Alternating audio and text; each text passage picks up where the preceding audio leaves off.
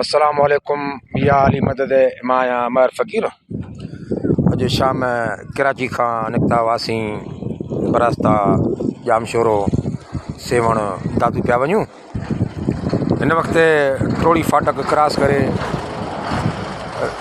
रबनवाद खोसा जे hotel ते मानी खाधी आहे, चांहि पीती आहे ऐं हाणे इंशाअल्लाह ताला असां हितां